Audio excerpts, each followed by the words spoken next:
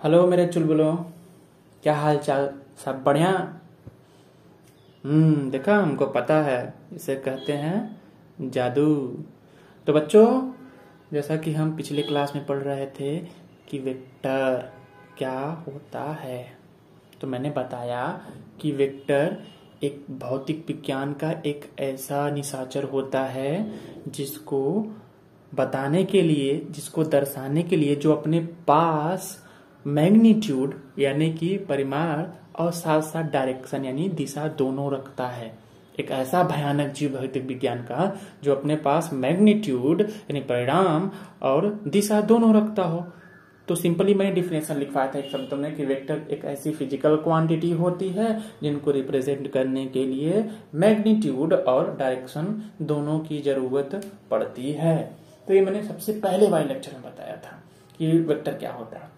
जो हमने पिछला लेक्चर पढ़ा था उसमें मैंने बताया था कि यही वेक्टरवा जो है, इसी वेक्टरवा को अगर हम डिस कोऑर्डिनेट एक्सिस में है, X Y Z coordinate axis होता है, सबको पता है, छोटी सी बात है, ठीक है। अगर हम क्या करें, कोऑर्डिनेट एक्सिस को ही अगर रोटेट कराने लगे या फिर कोऑर्डिनेट एक्सिस को चेंज कर दें या फिर उसी वेक्टरवा का हम इमेज ले लें ना, या उसी वेक्टरवा को हम क्या करें, ऊपर नीचे खसकाने लगे, तो क्या वेक्टरवा क्या करेगा, बदल जाएगा कि नहीं बदलेगा। तो उसी का एक बढ़िया से नाम दिया गया कि वेक्टर का ट्रांसफॉर्मेशन, वेक्टर का रूपांतरण। तो हम सीखेंगे, हमने सीखा था कि वेक्टर का रूपांतरण, उसमें मैंने बताया था कि अंडर प्रॉपर रोटेशन, पिछले लेक्चर में मैंने बताया था, ठीक है। थोड़ा सा मैं फिर से रिवीजन कर देता हूं, थोड़ा सा लय बन जाएगा ना। तो पहला मैंने क्या बताया था कि अंडर प्रॉपर रोटेशन यानी हम कोऑर्डिनेट एक्सिस को ही हम क्या करने लगे, अगर घुमाने लगे, ठीक है, कोऑर्डिनेट एक्सिस को किसी एक एक्सिस के थ्रू, चाहे एक्स चाहे वाई चाहे जेड, तो हम देखा था कि वेक्टर का हमारा कोई चेंज नहीं पड़ रहा था, वेक्टर हमारा नहीं बदल रहा था। बट हाँ, उसका कंपोनेंट बताया था कि किसी वेक्टर के अगर वो एक्स वाई प्लेन में तो दो कंपोनेंट हो गए, एक एक्स एक्सिस के लॉन्ग, एक वाई एक्सिस के लॉन्ग, ठीक है। पिछले वीडियो में विजिट करिए, आप पता चल जाएगा।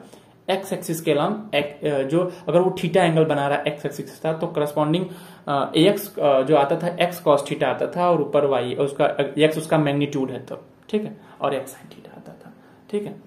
तो मैंने बताया था कि कंपोनेंट भले चेंज हो जाए बट वेक्टर चेंज नहीं होता, ओवरऑल वेक्टर जो है वो चेंज नहीं होता। दूसरा था कि अंडर रिफ्लेक्शन, कि यदि हम उसका एक शीशे में उस वेक्टर को शीशा दिखाएं तो वेक्टर शीशे में भी अपना स्वरूप नहीं बदलेगा, यानी वैसे का वैसे ही रहेगा। यानी अंडर रिफ्लेक्शन, उसका अच्छा सा नाम है कि अंडर रिफ्लेक्शन ना, तो वो वेक्टर अपना क्या करेगा, अपना डायरेक्शन जो है, यानी वेक्टर खुद नहीं चेंज होगा, ना वो चेंज होगा ना उसका कंपोनेंट चेंज होगा। अगला बात है कि अंडर ट्रांसलेशन। ट्रांसलेशन क्या होगा, वेक्टर जो है अंडर ट्रांसलेशन, वेक्टर को ऊपर नीचे खसकाएं। हाँ, खसकाते समय ये बात ध्यान रखें कि उसका जो हम मैग्नीट्यूड क्या कर रहे हैं, उसका जो मैग्नीट्यूड है, उसकी लंबाई है वेक्टर की, वो कांस्टेंट कर रहे हैं ना। खसकाते समय ये नहीं कि आपने खींच के उसकी लंबाई बढ़ा दी, तो ये नहीं। उसका अगर हम मैग्नीट्यूड कांस्टेंट रखते हुए ऊपर नीचे स्लिप कराएं यानी स्लाइड कराएं उसी डायरेक्शन में, तो वेक्टर कभी भी चेंज नहीं होगा। तो अंडर ट्रांसलेशन भी वेक्टर चेंज नहीं होता। बट हाँ, वेक्टर थक जाता है यानी बदल जाता है, कहो उस जगह पे जहां पे अगर उसके कोऑर्डिनेट एक्सिस को ही हम क्या करा दें, चेंज करा दें, यानी x को माइनस एक्स करा दें, y को माइनस वाई करा दें, z को माइनस जेड करा दें, तो वेक्टर रोते हुए कहेगा भैया अब हमसे नहीं होगा, हम अपना साइन चेंज कर रहे हैं क्योंकि अब बहुत हम जुल्म सह लिए। तुमने हमको रोटेशन कराया, हम नहीं बदले, तुमने हमारा इमेज लिया तो भी हम नहीं बदले, तुमने हमारा ट्रांसलेशन किया तो भी नहीं बदले, लेकिन अब तुम इन्वर्जन कर रहे हो, अब हमारे बस से बाहर हो गई, अब हमको बदलना ही पड़ेगा। तो वेक्टर उस समय अंडर इन्वर्जन ऑफ कोऑर्डिनेट अपना साइन चेंज कर लेता है, यानी उसका साइन जो होता है, यानी अगर वो जिस डायरेक्शन में है वो उसके अपोजिट डायरेक्शन में हो जाता है, यानी just negative of A vector हो जाता है। मैंने निगेटिव ऑफ ए वेक्टर बताया था कि वेक्टर का क्या निगेटिव होता है। निगेटिव ऑफ वेक्टर क्या होता है कि जस्ट जो है वो अपना डायरेक्शन जो है फ्लिप कर लेता है। अगर ए वेक्टर एक डायरेक्शन में है तो जस्ट साइन चेंज होगा तो बी डायरेक्शन में, जैसे कि समझा भी तो आप लोग भूल जाते हैं ना, पढ़ना लिखना तो है नहीं, ठीक है। तो ये अगर कोई ए वेक्टर है, ठीक है, अगर इसी वेक्टर का हमको नेगेटिव लिखना है यानी माइनस ए वेक्टर लिखना है, तो मैग्नीट्यूड सेम रखते हुए इसके डायरेक्शन को बस फ्लिप कर दीजिए, डायरेक्शन फ्लिप कर दीजिए, ये हमारा क्या हो जाएगा, माइनस वेक्टर। तो अंडर इन्वर्जन ऑफ कोऑर्डिनेट हमारा वेक्टर क्या हो जाता है, चेंज हो जाता है। Under inversion of coordinate vector sign change कर लेता है। ना, लेकिन हाँ उसका मैग्नीट्यूड सेम रहता है, ठीक है। हाँ लेकिन अब बात वही आती है कि चलो वेक्टर तो खाली एक जगह पे चेंज होता है ना, तो वेक्टर को डिफाइन भी ऐसे ही करते हैं कि वेक्टर जिसके पास कुछ न कुछ मैग्नीट्यूड हो, कुछ न कुछ डायरेक्शन हो, और साथ ही साथ अंडर इन्वर्जन ऑफ कोऑर्डिनेट अपना साइन चेंज कर लें, तो ऐसे वेक्टर को हम रियल वेक्टर बोलते हैं, ठीक है। वेक्टर बोलते हैं, रियल वेक्टर बोलते हैं। बट बात वही आती है ना कि घर का भेदी लंका ढाए, कुछ हाँ होते हैं ना, कुछ ऐसे होते हैं जो कहते हैं कि भैया हम अगर वेक्टर वाली फैमिली अगर ये सब रूल फॉलो कर रही है तो हम एक रूल फॉलो नहीं करेंगे। अगर ये under inversion of coordinate change हो रहा है अगर वेक्टर, तो हम क्या करेंगे, हम चेंज नहीं होंगे, हम नहीं फालते, हम नहीं मानते वेक्टर है वेक्टर, लेकिन मानेंगे नहीं कि हाँ वो बदलेंगे नहीं अंडर इन्वर्जन ऑफ कोऑर्डिनेट, क्योंकि वेक्टर तो बदल जाता है। तो कुछ ऐसे वेक्टर्स होते हैं, कुछ ऐसे भी वेक्टर्स होते हैं जिनका अंडर इन्वर्जन ऑफ कोऑर्डिनेट पर कोई इफेक्ट नहीं पड़ता, बेचारे ऐसे के ऐसे ही रहते हैं, वो साइन ही नहीं चेंज करते हैं, जिद्दी किस्म के होते हैं, हम नहीं चेंज करेंगे, तो उस वेक्टर को क्या बोलते हैं, उस वेक्टर को बोलते हैं स्यूडो वेक्टर। तो डिफिनेशन यही होता है कि the vector which does not change sign under the inversion of coordinate, ऐसे वेक्टर जो अंडर इन्वर्जन ऑफ कोऑर्डिनेट भी साइन चेंज नहीं करते हैं, तो हम क्या बोलते हैं, उस वेक्टर को बोलते हैं स्यूडो वेक्टर। मैंने उसका एग्जांपल भी दिया, जैसे टॉर्क हो गया ना, जैसे कि एंगुलर वेलोसिटी हो गई ओमेगा ना, ओमेगा वेक्टर, एंगुलर एक्सीलरेशन हो गया, एंगुलर मोमेंटम हो गया। तो जैसे कि हमने यहाँ देख रहे हैं जितने भी एग्जांपल है सब देख रहे हैं, बीच में एक साइन सा लगा है ना मल्टीप्लीकेशन का, वो मल्टीप्लीकेशन का साइन नहीं है। आगे जब हम वेक्टर का ऑपरेशन पढ़ाएंगे तो बताएंगे कि ये मल्टीप्लीकेशन नहीं है, एक्चुअली में क्रॉस प्रोडक्ट है, दो वेक्टरों के बीच का क्रॉस प्रोडक्ट है। तो देख रहे हैं कि जब दो वेक्टरों का क्रॉस प्रोडक्ट से जो हमारा जो वेक्टर बन रहा है वो वेक्टर कौन सा वेक्टर है, स्यूडो वेक्टर है। तो ये दिमाग में रखिए कि ऐसा अगर वेक्टर आप देख रहे हैं, अगर कोई वेक्टर आपको दिया है, अभी पूछे कि वेक्टर है, ठीक है, बोलते वो तो वेक्टर है तो वह उसमें डायरेक्शन मैग्नीट्यूड होगा। अब कोई बंदा आपसे ये पूछ दे कि जरा देख के बताओ इसके अंदर कि ये जो वेक्टर है ये वेक्टर कौन सा है, ये वेक्टर रियल वेक्टर है कि वेक्टर स्यूडो वेक्टर है। तो आप सोचेंगे कि हमने तो एक ही वेक्टर पढ़ा था, वेक्टर है दो ठो कहां से आ गया। तो मैंने बता दिया है कि स्यूडो वेक्टर क्या होता है, बस चोरी से क्या करना, झांक लेना कि कहीं ये वेक्टरवा जो आ रहा है कहीं दो वेक्टरों के क्रॉस प्रोडक्ट से तो नहीं बना। अगर वो वेक्टर दो वेक्टरों के क्रॉस प्रोडक्ट से बना तो तट से बोल देना कि सर ये जो वेक्टर है, या फिर जिससे आप बोल रहे हैं सर ये जो वेक्टर है वो स्यूडो वेक्टर है। पूछेगा क्यों, वो आप जाने, हमको नहीं पता, बस हमने बता दिया सही है, उसको मत बताना, सीक्रेट वाली बात है, ठीक है। तो स्यूडो वेक्टर जो होता है दो वेक्टरों के क्रॉस प्रोडक्ट से बनता है। तो ये रही है पिछले क्लास की बात। हाँ पिछले क्लास में ये बताया था कि मैंने किसी वेक्टर का हम कैसे क्या करते हैं, उसका कैसे मैग्नीट्यूड निकालते हैं ना। तो मैंने बताया था कोई वेक्टर दिया हो आर कैप बराबर A I cap plus B J cap plus C cap, उसका मैग्नीट्यूड निकालना है। तो भैया उसके जो आई कैप जे कैप वाले कंपोनेंट है उसका स्क्वायर करके जोड़ के कर्ली में ले लो, यानी स्क्वायर ब्रैकेट ले लो, उसका वो उसके मैग्नीट्यूड में चेंज हो जाएंगे ना। अब ये तो वेक्टर दिया था ना, हमने इसका मैग्नीट्यूड निकाल लिया। अब कोई जिद्दी इंसान पूछेगा कि नहीं डायरेक्शन भी बताओ, तो क्या करोगे, डायरेक्शन बताने के लिए बच्चा कुछ नहीं करना होता, तुमने क्या निकाला, मैग्नीट्यूड निकाल लिया है, इसी वेक्टर को इस मैग्नीट्यूड से डिवाइड कर दोगे तो डायरेक्शन वेक्टर निकल जाएगा। कोई इसमें तीर थोड़ी ना मारा मैंने। देखो होता क्या है, किसी वेक्टर को हम लिखते हैं उसके मैग्नीट्यूड से, ये उसका मैग्नीट्यूड है, और उसके डायरेक्शन से, डायरेक्शन वेक्टर से। तो हमको डायरेक्शन वेक्टर तो चाहिए, पूछ रहा डायरेक्शन ना, डायरेक्शन वेक्टर तो चाहिए। डायरेक्शन वेक्टर कैसे निकालेंगे, अरे भैया इसको इधर भेज दो, वेक्टर आर अपन मॉड आर निकल गया। तो हमने यहाँ आर मॉड आर निकाल लिया है, बस इस वेक्टर को इससे डिवाइड कर देंगे तो हमें वेक्टर आर निकल जाएगा। हाँ अब मैंने एक इसमें थोड़ा सा प्रोसेस चेक किया था। इसमें क्या चेक किया था, हम कहते हैं कि ये जो आर कैप होता है इसको बोलते हैं डायरेक्शन वेक्टर। डायरेक्शन वेक्टर यानी कि ये जो क्वांटिटी है ये खुद ही एक वेक्टर है। डायरेक्शन वेक्टर वेक्टर है, यानी वेक्टर है तो इसका मतलब है कि इसका भी हम मैग्नीट्यूड निकाल सकते हैं ना, इसका भी मैग्नीट्यूड निकाल सकते हैं। तो जब हमने इसका मैग्नीट्यूड निकाला ना, जैसे एक एग्जांपल लिया था यहाँ पे ना, एक वेक्टर था 5 i cap plus 2j cap plus 3k cap, इसका मैंने मॉड निकाला, रूट में 38 आया। अब मैंने इसी वेक्टर का मैंने डायरेक्शन वेक्टर निकाल लिया, आर कैप वेक्टर ये अपन मॉड ए करके, तो इतना आ गया। अब ये खुद ही एक वेक्टर है, देखो एक वेक्टर है, ऐसे डिवाइड करके मैंने इसको एक वेक्टर लिखा तो खुद ही एक वेक्टर है। अब इस वेक्टर का अगर मैंने मैग्नीट्यूड निकालना चाहा तो मैंने मैग्नीट्यूड निकाल के यहां देखा तो इस वेक्टर का मैग्नीट्यूड खुद ही A1 आया। अजूबा नहीं है, यही यूनिट वेक्टर जो होता है, यही डायरेक्शन जो वेक्टर होता है वही तो होता है यूनिट वेक्टर। मैंने बोला था ना कि डायरेक्शन वेक्टर को ही क्या बोलते हैं, यूनिट वेक्टर। और यूनिट क्यों बोलते हैं, क्योंकि उसका मैग्नीट्यूड कितना होता है, 1 होता है मूर्खों, इसीलिए क्या हो गया, ये डायरेक्शन वेक्टर का हमेशा मैग्नीट्यूड निकालोगे तो क्या हो जाएगा, 1 आएगा। तो किसी भी वेक्टर को लिखने के लिए यानी वेक्टर, हाँ वेक्टर जो होता है ना बच्चों, एकदम हूबहू एकदम किसकी तरह होता है, हमारी लड़कियों की तरह होता है। क्यों? क्योंकि उनको सजाना पड़ता है भाई। डायरेक्शन वेक्टर को लिखना है तो मैग्नीट्यूड, भाई मैग्नीट्यूड लिखना पड़ेगा, मैग्नीट्यूड के साथ साथ कुछ ना कुछ उसमें मेकअप करना पड़ेगा, यानी उसको डायरेक्शन वेक्टर बिना मेकअप के यानी बिना बिना सजाए हमारा वेक्टर वेक्टर लगता नहीं है, वेक्टर वाली फीलिंग नहीं आती है ना।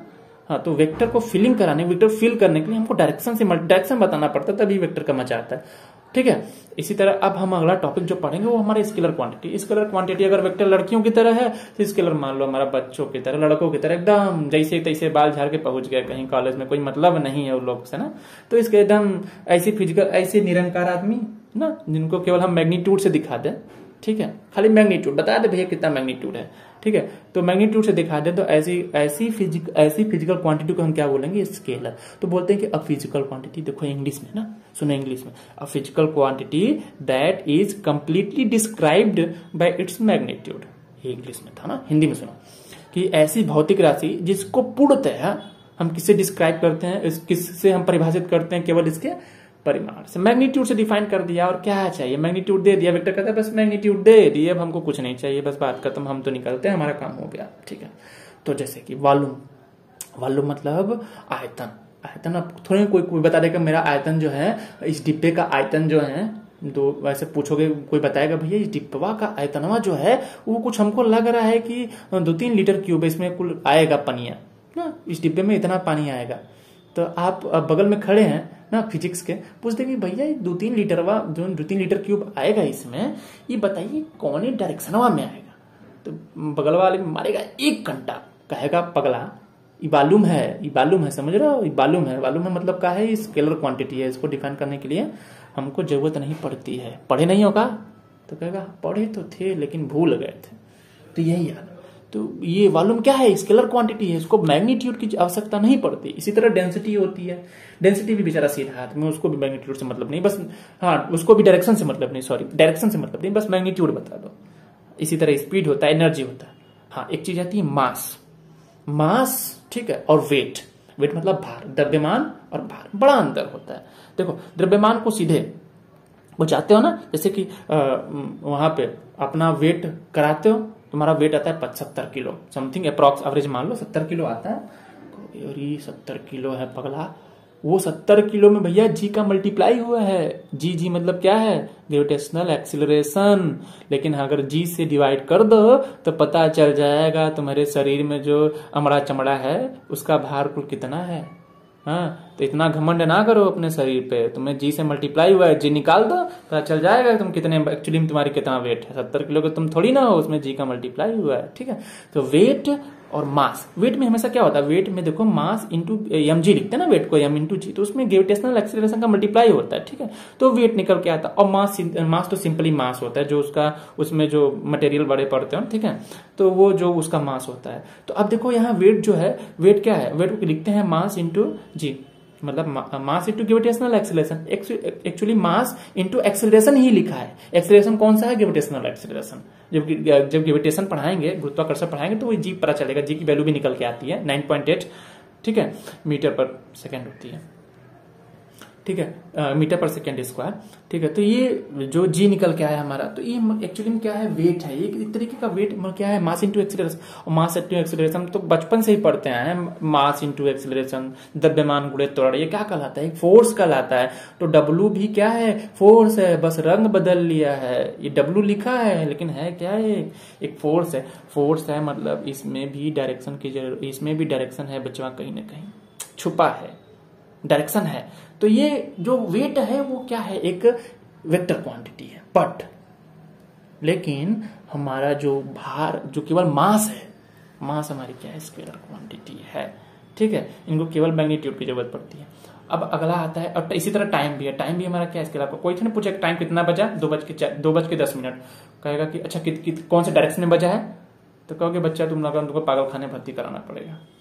हाँ, तो अब अगला हमारा टॉपिक है स्केलर फील्ड। ठीक है, तो स्केलर फील्ड, जैसे कि मैंने वेक्टर फील्ड बताया था कि एक ऐसा फील्ड, एक ऐसा क्षेत्र जिसमें क्या करते हैं हम, जिसके हर एक पॉइंट पे हम क्या करते हैं, वेक्टर डिफाइन करते हैं। वो वेक्टर को, उस फील्ड को क्या बोलते हैं, वेक्टर फील्ड बोलते हैं। अब वेक्टर डिफाइन करोगे तो हर एक पॉइंट पे डायरेक्शन होगा, कुछ ना कुछ डायरेक्शन होगा, कुछ ना कुछ मैग्नीट्यूड होगा। वेक्टर की प्रॉपर्टी भी यही होती है। अब स्केलर फील्ड क्या होता है, सिंपल सी बात है, जब स्केलर ही केवल मैग्नीट्यूड का होता है तो कहोगे कि ऐसा फील्ड जिसके हर एक पॉइंट पे क्या होता है, स्केलर डिफाइंड होता है। खाली हर एक पॉइंट पे मैग्नीट्यूड डिफाइन करो तो हर एक पॉइंट कितना डिस्टेंस है ना उस ओरिजिन से, ठीक है, ओरिजिन से कितने डिस्टेंस पे है, ये पॉइंट कितने डिस्टेंस पे है, ये पॉइंट इसका डिस्टेंस निकालो, ये पॉइंट डिस्टेंस निकालो, बस बता दो, काम खत्म, डायरेक्शन की जरूरत नहीं है। तो एक ऐसा फील्ड जिसके हर एक पॉइंट पे क्या होता है, एक स्केलर डिफाइंड होता है, ऐसे फील्ड क्या बोलते हैं हम, स्केलर फील्ड बोलते हैं। ठीक है, मैंने बताया था कि फील्ड और वेक्टर, मतलब स्केलर फील्ड और स्केलर में या फिर वेक्टर फील्ड और वेक्टर में क्या अंतर होता है। तो फील्ड जो होता है बच्चों वो function of X Y Z होता है, यानी कि वो हर पॉइंट टू पॉइंट एक्स और वाई और जेड के विभिन्न विभिन्न वैल्यूओं के लिए वो फील्ड पे अलग अलग वैल्यू आती है। बट हमारा जो वेक्टर होता है, वेक्टर को देखो लिखोगे 10i + 2j + 3k या फिर समथिंग, तो जो वेक्टर होता है वो कांस्टेंट क्वांटिटी होती है। ठीक है, वो बदलेगा नहीं। अब थोड़ी ना है कि उस वेक्टर को आगे बढ़ जाओ उसी डायरेक्शन में लेकर, थोड़ी ना बदलेगा। ठीक है, बट हाँ वेक्टर फील्ड जो होता है उसके हर एक पॉइंट पे, जो फील्ड होता है उसके हर एक पॉइंट पे अलग अलग वैल्यू आती है, तो function of X Y Z होता है। ठीक है, अब अगला जो हमारा टॉपिक है, उसी तरह जैसे मैंने वेक्टर फील्ड बताया था, वेक्टर फील्ड के बाद मैंने बताया था कि हमारा जो वेक्टर फील्ड के बाद मैंने बताया था कि वेक्टर का ट्रांसफॉर्मेशन क्या होता है, इसी तरह एक स्केलर का ट्रांसफॉर्मेशन होता है। तो इसी तरह तुम समझ गए होगे कि स्केलर क्या होता है। स्केलर को मैग्नीट्यूड की जरूरत पड़ती है तो उसका काही बिगड़ जाएगा अगर तुम उसका रोटेट करा दोगे, उसके कोऑर्डिनेट एक्सिस को इन्वर्ट करा दोगे या उसका अंडर रिफ्लेक्शन कर दोगे, तो वेक्टर जो स्केलर होता है उसका under inversion, under proper rotation और अंडर रिफ्लेक्शन भी उसका कोई इफेक्ट नहीं पड़ता है, मतलब नहीं बदलता है। सीधा साधा आदमी है, कहेगा भैया तुम हमारे ऊपर जुल्म मत ढाओ, हम बहुत एकदम दुनिया से बराग ले चुके हैं, हमको इन सब चीजों से मतलब नहीं है। तुम कोऑर्डिनेट को घुमा दो, चाहे तोड़ दो, चाहे फोड़ दो, हमको कोई मतलब नहीं है, हम उतने मैग्नीट्यूड के हैं तो हैं। ठीक है, बट हाँ अब इसमें भी आता है वही घर का यदि लंका ढाए। अब कुछ इसमें से भी कुछ ऐसे विचित्र मनुष्य होंगे, कुछ ऐसे विचित्र स्केलर के कुछ ऐसे स्केलर होंगे, स्केलर में कुछ ऐसे स्केलर होंगे जो क्या करेंगे, किसी एक रूल को तोड़ देंगे। जब एक रूल को तोड़ देंगे तो उनका भैया नाम हो जाएगा महान पुरुष। ठीक है, तो उसी तरीके से कुछ ऐसे वेक्टर्स होते हैं, कुछ ऐसे स्केलर्स होते हैं जो क्या करते हैं, इनमें से कोई एक रूल फॉलो नहीं करेंगे तो वो क्या हो जाएंगे, हमारे स्यूडो स्केलर हो जाएंगे ना। तो जैसा कि एक एग्जांपल से समझते हैं, जैसे हम फाई को लिखते हैं, फाई को क्या लिखते हैं, मैग्नेटिक फ्लक्स को लिखते हैं vector B dot vector A ना। ठीक है, हाँ डॉट प्रोडक्ट भी बताएंगे। ठीक है, अभी घबराइए मत, अगले वाले वीडियो में सब क्लियर हो जाएगा। डॉट क्रॉस क्या होता है, एकदम जो कॉन्सेप्ट है एकदम सब क्लियर हो जाएगा एकदम। ठीक है, उससे पहले हम जानते हैं कि बी क्या होता है। बी वेक्टर देखो, ए तो एरिया वेक्टर होता है। एरिया वेक्टर मतलब एरिया, अगर हम एरिया दो डायरेक्शन, एक अबव द प्लेन होता है तब बिलो द प्लेन होता है। मान लीजिए कि यही हमारा एक प्लेन है, इस प्लेन का एरिया क्या होगा, इस प्लेन का एरिया या तो ऊपर होगा या तो नीचे होगा, वो डिपेंड करता है कि हम कैसे हम अपना डायरेक्शन ले रहे हैं। ठीक है, तो ये डायरेक्शन वेक्टर है ना, तो ये डायरेक्शन वेक्टर है, ये अंडर इन्वर्जन अपना साइन चेंज करेगा। अंडर इन्वर्जन ये वेक्टर है, तो वेक्टर क्या करता है, अंडर इन्वर्जन ऑफ कोऑर्डिनेट अपना साइन चेंज करता है। अगर हम इन्वर्जन लगाएं, यदि हम इन्वर्जन लगाएं तो ये ए किसमें चेंज हो जाएगा, ए माइनस ए वेक्टर में चेंज हो जाएगा ना, क्योंकि वेक्टर चेंज हो जाता है, मैंने बताया। बट बी क्या होगा ना, बी को जानने के लिए पहले देखेंगे क्या बी को हम दो वेक्टर के क्रॉस प्रोडक्ट के रूप में लिख सकते हैं। अगर दो वेक्टर के क्रॉस प्रोडक्ट के रूप में लिखेंगे तो ये बी जो हमारा कौन सा वेक्टर होगा, स्यूडो वेक्टर होगा। यदि बी को दो वेक्टरों के क्रॉस प्रोडक्ट के रूप में नहीं लिख पाएंगे तो कहेंगे बी वेक्टर हमारा रियल वेक्टर होगा। रियल वेक्टर होगा तो अंडर इन्वर्जन ऑफ कोऑर्डिनेट हमारा साइन चेंज करेगा, अगर वो स्यूडो वेक्टर होगा तो अंडर इन्वर्जन ऑफ कोऑर्डिनेट अपना साइन चेंज नहीं करेगा, जैसा कि मैंने बताया था। तो बी को देखो, बी क्या होता है, बी को निकालने के लिए हम बायो-सेवर्ट लॉ फॉलो करते हैं। बायो-सेवर्ट लॉ आता है μ0/4π, इसको लिखते हैं I vector dl cross vector r upon r cube. ठीक है, ये देखो ये बायो-सेवर्ट लॉ है। ठीक है, जब हम मैग्नेटिक फील्ड पढ़ाएंगे तो बताएंगे बायो-सेवर्ट लॉ, बस घबराइए मत, तो इतना समझिए कि बी वेक्टर को ऐसे दिखाते हैं। तो बस इस चीज को देखिए कि दो वेक्टर को जो है, हम वेक्टर को दो वेक्टरों के क्रॉस प्रोडक्ट में, डीएल क्या है, स्मॉल लेंथ है। ठीक है, उसका वेक्टर वो भी डायरेक्शन पे डिपेंड करता है। ठीक है, आर जो है वो भी डायरेक्शन पे डिपेंड करता है। तो बी ओवरऑल जो है दो वेक्टरों का क्रॉस प्रोडक्ट है। हम बताते हैं कि दो वेक्टरों का क्रॉस प्रोडक्ट क्या आता है, बी जो आएगा, जो बी कौन सा वेक्टर है, स्यूडो वेक्टर है ना। तो बी जो है स्यूडो वेक्टर है, तो यानी कि स्यूडो वेक्टर अगर इन्वर्जन आप कोऑर्डिनेट लगाएंगे तो स्यूडो वेक्टर हमारा साइन चेंज नहीं करेगा। तो इन्वर्जन के थ्रू बी वैसे का वैसे ही रहेगा, क्योंकि बी हमारा क्या है, एक स्यूडो वेक्टर है। समझ में आया? बी क्या है, एक स्यूडो वेक्टर है, तो इन्वर्जन के बाद भी वो अपना साइन चेंज नहीं करेगा। तो जब हम इन्वर्जन लगाएंगे तो बी वैसे का वैसे ही रहेगा। अब इन दोनों को डिफाइन कीजिए। इन दोनों को डिफाइन करेंगे इन्वर्जन लगाने के बाद, तो फाई क्या आ जाएगा, फाई आ जाएगा minus vector B dot vector A. यानी कि फाई जो पहले था, फाई था, ये था बी डॉट ए, अब माइनस बी डॉट ए आ गया। यानी कि फाई भी अपना क्या कर लिया, साइन चेंज कर लिया। फाई तो क्या है, एक स्केलर क्वांटिटी है ना, फाई जो है स्केलर क्वांटिटी है, इसको स्केलर बोलते हैं ना, स्केलर क्वांटिटी। हम जानते हैं कि कोई भी स्केलर क्वांटिटी अंडर इन्वर्जन ना, चाहे इन्वर्जन चाहे रिफ्लेक्शन चाहे प्रॉपर रोटेशन के, तो अपना चेंज नहीं करता साइन। बट यहाँ देखिए फाई जो है वो क्या कर रहा है, अपना साइन चेंज कर रहा है अंडर इन्वर्जन, जबकि स्केलर को साइन चेंज नहीं करना चाहिए, बट ये चेंज कर रहा है फाई। तो फाई हमारी क्या है, इसको बोलते हैं फाई जो है हमारा स्यूडो स्केलर है ना। तो फाई हमारा क्या है बच्चों, एक स्यूडो स्केलर क्वांटिटी है। तो स्यूडो स्केलर क्वांटिटी को कैसे डिफाइन करेंगे, कहेंगे स्यूडो स्केलर क्वांटिटी ऐसी क्वांटिटी होती है, देखिए ना, कहते हैं कि जो जिनका इन्वर्जन पे, जो इन्वर्जन पे हमारा क्या करते हैं, वेरी करते हैं ना, ठीक है, प्रॉपर रोटेशन पे इनवेरी करते हैं, ठीक है, और अंडर रिफ्लेक्शन की बात करें तो वो साइन चेंज कर लेते हैं, ठीक है। तो केवल साइन किसमें चेंज नहीं करते, वो प्रॉपर रोटेशन में वो क्या करते हैं, प्रॉपर रोटेशन में अपना साइन चेंज नहीं करते, वो बदलते नहीं, इनवेरी रहते हैं, ठीक है। तो हम कैसे लिख देंगे उसको, यहां से आप वीडियो पॉज करके इसको आप कॉपी कर लीजिएगा कि इन्वर्जन जो होता है वो स्केलर में, सब स्केलर तो इन्वेरिएंट रहते हैं, लेकिन स्यूडो स्केलर क्या करते हैं, वेरी साइन अपना चेंज करते हैं। प्रॉपर रोटेशन क्या करते हैं, वो नहीं बदलते हैं, बट देखो प्रॉपर रोटेशन में वो नहीं बदलते हैं, बल्कि दोनों में क्या करते हैं, वो अपना साइन चेंज कर लेते हैं। तो ऐसे वेक्टर क्या बोलते हैं हम, स्यूडो स्केलर, ठीक है। तो आपको वो चेक कर लीजिएगा कैसे वो अपना साइन फ्लिप करके, दो वेक्टर है तो वेक्टर को चेक कर लीजिएगा कि वो वेक्टर क्या है, तो आपको पता चल जाएगा, ठीक है। तो ये रहा स्केलर क्वांटिटी, स्केलर फील्ड और स्केलर का अंडर ट्रांसफॉर्मेशन का इफेक्ट पड़ेगा। और जो अगला टॉपिक है बच्चा हमारा, वो हमारा क्या है कि ऑपरेशंस ऑफ वेक्टर। ऑपरेशन मतलब ये नहीं कि उसका चीड़ फाड़, ठीक है। जैसे कि मैथ में क्या क्या ऑपरेशन होता है, मैथ में यही ना ऑपरेशन होता है, जोड़ घटाना गुणा भाग फलाना ठिकाना, यही ना होता है। तो यही सब होता है, यही सब वेक्टर, यही सब ऑपरेशन वेक्टर में भी होता है। हाँ, लेकिन मैंने बताया था ना कि वेक्टर भाई साहब इनका एक अलग गणित चलता है ना, इनका वो जोड़ घटाना सिंपल नहीं कि 5 में 4 जोड़े तो 9 आ गया ना, तो इनका वो वाला रूल नहीं है, इनका एक अलग ही रूल है। तो इसी तरह इनके गणित को एक नाम दिया गया, कौन सा नाम, वेक्टर अलजेब्रा। तो उस वेक्टर अलजेब्रा जो हम अब वेक्टर की अलजेब्रा करेंगे ना, वेक्टर का जोड़ घटाना गुणा भाग करेंगे, तो सबसे पहले हम वेक्टर का मल्टीप्लीकेशन करेंगे, हाँ, वेक्टर का मल्टीप्लीकेशन। और हम सिंपली मैथ में जाते हैं, मल्टीप्लीकेशन एक ही टाइप का होता है, 5 गुणे 4, 5 चौक 20, यही ना होता है। लेकिन हाँ, इसमें मल्टीप्लीकेशन बच्चों 2 तरीके से होता है ना। देखो एक ऐसे लिखते हैं, वेक्टर ए, देखो वेक्टर ही तो वेक्टर का ना करेंगे, तो vector A dot vector B. अच्छा, इस बीच को क्या बोलते हैं, डॉट, मतलब डॉट लगा ना, इसको डॉट बोलते हैं। दूसरा होता है vector A cross vector B, यानी कि 2 वेक्टर का क्या है, क्रॉस प्रोडक्ट, और 2 वेक्टर का डॉट प्रोडक्ट, इसको बोलते हैं वेक्टर डॉट प्रोडक्ट। इसका और नाम भी कई सारे नाम है, इसको स्केलर प्रोडक्ट भी बोलते हैं, और इसको बोलते हैं प्रोजेक्शन प्रोडक्ट। ये प्रोजेक्शन प्रोडक्ट क्यों बोलते हैं हम बताएंगे आपको, ठीक है। स्केलर प्रोडक्ट क्यों बोलते हैं, क्योंकि इसको भी बताएंगे, ठीक है। और वेक्टर डॉट प्रोडक्ट तो इसलिए बोलते हैं क्योंकि 2 वेक्टरों के बीच का डॉट प्रोडक्ट है, इसको डॉट बोलते ही हैं। तो डॉट प्रोडक्ट तो आप लोग समझ के डॉट क्या होता है, स्केलर प्रोडक्ट और वेक्टर प्रोजेक्शन प्रोडक्ट क्यों होता है हम बताएंगे, ठीक है।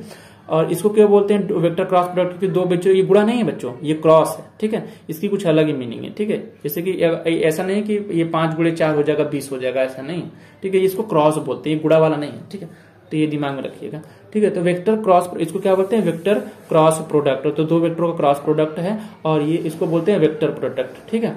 अब बात आती है कि सर आप ये पूछे ना, सर इसको 2 भाग में क्यों गया, एक से काम नहीं चल जाता था, हमको 2 मल्टीप्लीकेशन 2 तरीके से क्यों करना पड़ा। तो बच्चों 2 तरीके से इसलिए करना पड़ा क्योंकि कहते हैं ना कि उनका प्रोडक्ट क्या बन रहा ना, कि प्रोडक्ट हमको क्या मिल रहा। प्रोडक्ट जो देखो, 2 वेक्टर का प्रोडक्ट, जो वेक्टर का गुणा करेंगे ना, तो या तो वेक्टर मिलेगा ना, या तो हो सकता है कि स्केलर भी मिल जाए, ये भी पॉसिबिलिटी है। दो वेक्टर का जब गुणा करेंगे यानी मल्टीप्लीकेशन वाला ऑपरेशन करेंगे, चाहे वो डॉट प्रोडक्ट करें चाहे क्रॉस प्रोडक्ट करें, तो हो सकता है ना हमको दो ही प्रोडक्ट पॉसिबल होते हैं। या तो वो हमारा जो दो वेक्टरों का मल्टीप्लीकेशन करने से हमारा वो वेक्टर क्या मिल जाए, स्केलर मिल जाए यानी अदिश मिल जाए, यानी वो मैग्नीट्यूड पे केवल डिपेंड करे, डायरेक्शन पे नहीं। और दूसरा है कि दो वेक्टरों का अगर गुणा करें तो वेक्टर किसमें कन्वर्ट हो जाए, वेक्टर कन्वर्ट हो जाए वो जो दो वेक्टर गुणा करने पे जो रिजल्टेंट मिले यानी जो हमारा परिमाण मिले, जो हमको मिले, जो क्वांटिटी मिले हैं उसका इक्वल में, वो हमारी क्या रहे, एक खुद ही एक वेक्टर रहे ना। तो इसी तरह हमको प्रोडक्ट क्या मिल रहा है, प्रोडक्ट के अनुसार हम मल्टीप्लिकेशन को दो भाग में बांटा गया। मैंने उठा के दो वेक्टरों को देखा, दो वेक्टरों का मैंने डॉट प्रोडक्ट कराया ना, तो देखा कि कुछ जो क्वांटिटी मिल रही है वो क्वांटिटी कैसी है, वो क्वांटिटी स्केलर है, ये क्वांटिटी हमारी क्या है, वेक्टर है। इसी तरह दो वेक्टरों का क्रॉस प्रोडक्ट कराया ना, तो मैंने देखा कि जो क्वांटिटी मिल रही है वो क्या डायरेक्शन पे डिपेंड कर रही है कि नहीं कर रही है। तो करस्पॉन्डिंग उनका प्रोडक्ट क्या मिल रहा है, प्रोडक्ट के अनुसार से हमने मल्टीप्लिकेशन को दो भाग में डिवाइड किया। एक था वेक्टर डॉट प्रोडक्ट और एक था वेक्टर क्रॉस प्रोडक्ट। तो हमने ये देखा कि जो वेक्टर डॉट प्रोडक्ट था ना, वेक्टर डॉट प्रोडक्ट था, इस प्रोडक्ट में हमें जो क्वांटिटी जो बराबर हमको जो मिलता था, जो भी चीज मिलती थी ना, वो हमारी क्या थी, एक स्केलर क्वांटिटी मिलती थी ना, इसलिए इसको नाम भी दिया गया स्केलर प्रोडक्ट। तो दो वेक्टर का डॉट प्रोडक्ट हमेशा क्या आता है बच्चों, स्केलर आता है। और इसमें जब चेक किया गया, दो वेक्टर क्रॉस प्रोडक्ट लेके चेक किया गया, तो देखा गया कि दो वेक्टर को जब क्रॉस प्रोडक्ट लेते हैं तो जो चीज आती है वो वेक्टर आती है। वेक्टर आती है यानी वेक्टर में कुछ ना कुछ ऐसा डायरेक्शन बता सकते हैं, जो भी ABC आए सी के ऊपर वेक्टर लगा देंगे, ठीक है। तो वेक्टर आता है यानी कि वो वेक्टर जो होता है ना, इसीलिए इसको क्या बोलते हैं, वेक्टर प्रोडक्ट बोलते हैं। तो ये समझ में आ गया कि इसको स्केलर प्रोडक्ट क्यों बोलते हैं, इसको वेक्टर ना, क्योंकि अगर दो वेक्टरों का डॉट प्रोडक्ट करते हैं तो हमको जो रिजल्टेंट मिलता है वो हमारा क्या आता है, स्केलर आता है, क्या मैग्नीट्यूड आएगा, ठीक है। और दो वेक्टरों का क्रॉस प्रोडक्ट कराते हैं तो हमारा क्या आएगा, वो वेक्टर हमारा क्या मिलेगा, वो हमारा जो हमारी क्वांटिटी मिलेगी वो क्वांटिटी कैसी रहेगी, वो वेक्टर मिलेगी, इसलिए इसको वेक्टर प्रोडक्ट भी बोलते हैं।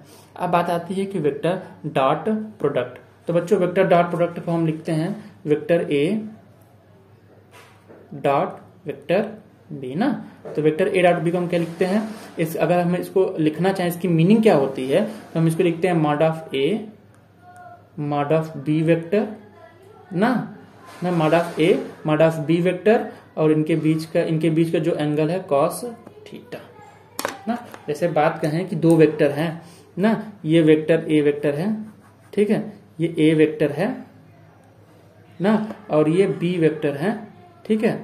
इनके बीच में कुछ एंगल है बच्चों, एंगल कितना है, मान लो ये एंगल थीटा है ना, कुछ एंगल थीटा, ये A वेक्टर है, ये A वेक्टर है, ये B वेक्टर है, इनके बीच का कुछ एंगल बच्चों कितना है, थीटा है।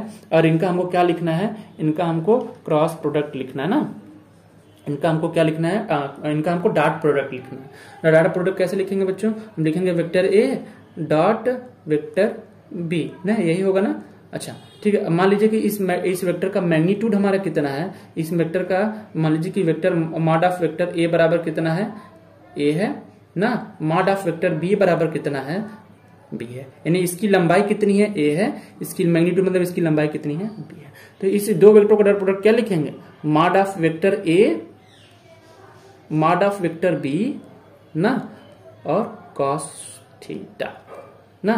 तो मॉड ऑफ वेक्टर आपका क्या निकाल लेते हैं, A, मॉड ऑफ B क्या निकालते, B कॉस थीटा। चूंकि अब ये क्या आ गया, वेक्टर A डॉट B, ठीक है। क्योंकि ये जो चीज आएगी, जो चीज मिलेगी, जो हमको रिजल्टेंट मिलेगा इसका, वो क्या होगा, वो एक स्केलर क्वांटिटी होगी, इसलिए अब हम इसमें डायरेक्शन लिखने की जरूरत नहीं है, ठीक है। अब इसी तरह क्रॉस प्रोडक्ट क्या होता है, जैसे दो वेक्टर हैं, वेक्टर A ना, वेक्टर B, यही दो वेक्टर हैं, इसका मैग्नीट्यूड A है, इसका मैग्नीट्यूड B है। इसका अगर क्रॉस प्रोडक्ट लिखना चाहें तो हम लिखेंगे vector A cross vector B, तो हमारा क्या आएगा, हमारा आएगा mod of vector A mod of vector B ना। अब आएगा इन दोनों के बीच का एंगल का साइन थीटा, ठीक है। यहाँ कॉस थीटा आता था बच्चों डॉट प्रोडक्ट में, क्रॉस प्रोडक्ट में क्या आएगा, बस साइन थीटा आएगा। हाँ, लेकिन क्रॉस प्रोडक्ट क्या होता है, एक क्या कौन सी क्वांटिटी होती है, दो वेक्टर क्रॉस प्रोडक्ट करते हैं तो जो हमारा रिजल्टेंट मिलता है, ये रिजल्टेंट मिलता है, वो हमारा क्या मिलता है, खुद ही एक वेक्टर होता है। तो इसमें डायरेक्शन आएगा, डायरेक्शन आने का मतलब है कि यहाँ एक ऐसे ना, यहाँ एक ऐसे एन मतलब एन कैप क्या है, डायरेक्शन वेक्टर, तो एन कैप वो हमको निकालना पड़ेगा। ठीक है, तो एन कैप निकाल लेंगे। कैसे एन कैप कैसे निकालेंगे, डायरेक्शन कैसे निकालेंगे, इसमें डायरेक्शन की जरूरत नहीं थी बच्चे, क्योंकि दो वेक्टरों का डॉट प्रोडक्ट एक स्केलर आता, तो केवल मैग्नीट्यूड यानी mod of A mod of B cos theta करके हम निकालते हैं। एंगल कितना था ऐसे रख देते हैं, पुट कर देते हैं।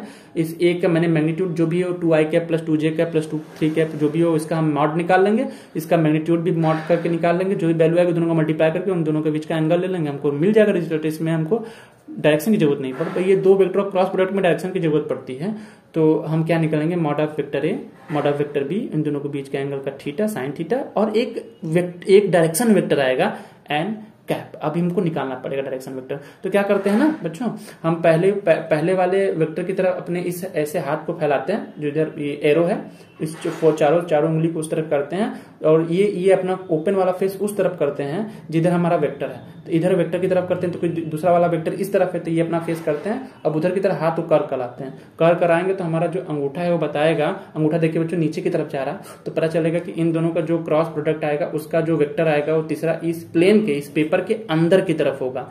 यानी ऐसे बात करें कि ये जो एन कैप की जो डायरेक्शन आएगा, एन कैप कैसे आएगा, एन कैप ऐसे आएगा, ऐसे क्रॉस अंदर की तरफ। ठीक है, और बाहर की तरफ होता है तो इसे डॉट दिखाते हैं ना, ये अंदर की तरफ है, मतलब कि ये क्या क्या है, इनसाइड है, इनसाइड द प्लेन है। तो ये हाँ, तो दो वेक्टर क्रॉस प्रोडक्ट कैसे निकालेंगे, पहले वाले वेक्टर की तरफ ऐसे हाथ करेंगे, दूसरे वाले वेक्टर की तरफ ये जो ओपन वाला फेस है उसको करेंगे, उसकी तरफ कर्ल करेंगे इस हाथ को, तो ये अंगूठा हमारा क्या बताएगा, हमारा अंगूठा बताएगा डायरेक्शन। जैसे कि अब बात करते हैं यही वेक्टर हो जाता, अब ये अगर ये वेक्टर हो जाता ए, ये वेक्टर हो जाता बी, और इनके बीच का एंगल कितना हो जाता, थीटा हो जाता। ठीक है, तो हम क्या करते हैं, अब हमारा दूसरा वेक्टर इस तरफ है, दूसरा वेक्टर हमारा किस तरफ है, दूसरा वेक्टर इस तरफ है, तो हम हाथ को इस तरफ करते हैं। ठीक है, देखिए चारों उंगली उस वेक्टर के डायरेक्शन में, पहले वाले वेक्टर के डायरेक्शन में, पहला तो वेक्टर ए क्रॉस बी लिखना ना, तो पहला वेक्टर तो ए ही है, तो ए, और दूसरे की तरफ इस वाले फेस को दूसरे वेक्टर की तरफ करते हैं, दूसरे वेक्टर की तरफ कर्ल करेंगे हाथ को, तो हमारा अंगूठा क्या बताएगा, हमारा अंगूठा बताएगा जो डायरेक्शन आएगा। तो डायरेक्शन जो आएगा उस वेक्टर का ऐसे क्रॉस ऊपर की तरफ आएगा, जो भी आएगा ऐसे ऐसे होगा उसका ना। तो हम देख रहे हैं कि जो हमारा जो वेक्टर है, हमारा जो डायरेक्शन वेक्टर आ रहा है दो वेक्टर क्रॉस प्रोडक्ट से, जो डायरेक्शन आ रहा है उसका, वो डायरेक्शन इसके भी परपेंडिकुलर है, वो डायरेक्शन इसके भी परपेंडिकुलर है ना। तो हमेशा दो वेक्टरों का जो क्रॉस प्रोडक्ट निकालते हैं, तो जो हमारा डायरेक्शन आता है वो डायरेक्शन हमेशा दोनों वेक्टरों के परपेंडिकुलर होता है। नोट पॉइंट लिख लेना बच्चों कि जब हम दो वेक्टरों का क्रॉस प्रोडक्ट निकालते हैं तो उस क्रॉस प्रोडक्ट का जो हमारा जो डायरेक्शन वेक्टर आता है, जो डायरेक्शन आता है, वो डायरेक्शन हमेशा दोनों वेक्टर, जो दोनों वेक्टर का हम क्रॉस प्रोडक्ट निकालें, उन दोनों वेक्टर के करस्पॉन्डिंग परपेंडिकुलर आता है। तो बच्चों हमने जाना कि डॉट प्रोडक्ट क्या होता है और क्रॉस प्रोडक्ट क्या होता है। कल इसका पहले कुछ हम एग्जांपल लेके हम आपको सॉल्व कराएंगे 2 क्वेश्चन, उसके बाद हम आगे बढ़ेंगे वेक्टर का एडिशन, फिर पढ़ाएंगे वेक्टर का सब्ट्रैक्शन। ठीक है बच्चों, अगर वीडियो अच्छा लगा तो प्लीज लाइक कर दीजिए और शेयर कर दीजिए उन बच्चों को जो पढ़ना चाहते हैं, खासकर जेई और जैसे एग्जाम की तैयारी करना चाह रहे हैं। अभी हम ये आपको पढ़ा रहे हैं, बाद में हम आगे क्या कराएंगे, आपको क्वेश्चन सॉल्व कराएंगे। ठीक है, हर एक लेवल का। ठीक है, अभी तो जस्ट शुरुआत है। ठीक है, आप बने रहिएगा साथ में, तो हम आपको क्वेश्चन भी सॉल्व कराएंगे। और साथ साथ हाँ, अगर जिन बच्चों को ना समझ में आया तो कमेंट करके बता दें, हम उनको इस नोट्स का जो हम बनाए हैं उस नोट्स का हम उनको पीडीएफ प्रोवाइड करा देंगे, तो आराम से अपना एक नोट्स बना लेंगे। ठीक है बच्चों, ज्यादा लिखने की जरूरत नहीं है। देखो, लिखने की जरूरत उनको पड़ती है ना जो बस छापना चाहते हैं। बच्चों लिखने की जरूरत नहीं है, चीजों को समझो, क्योंकि फिजिक्स जो है बच्चों ना वो समझने की चीज है ना, उसको थोड़ा सा अंदर विजुलाइज करो, थोड़ा देखो अंदर ना। तो थोड़ा अभी तो ये थ्योरेटिकल वाला पार्ट नहीं है। ठीक है, अभी आगे कुछ ऐसे पार्ट आएंगे जिनको हम करके दिखाना पड़ेगा, तो बच्चों आप लोग को दिखाएंगे। अभी बेसिकली हम इस पेन और पेपर पढ़ा रहे हैं, अभी कुछ दिन के बाद मेरा प्लान है कि हम बोर्ड पे ही पढ़ाने वाले हैं। तो ठीक है बच्चों, बने रहिएगा साथ में, और प्लीज लाइक कर दीजिएगा और सब्सक्राइब कर दीजिएगा। Thank you.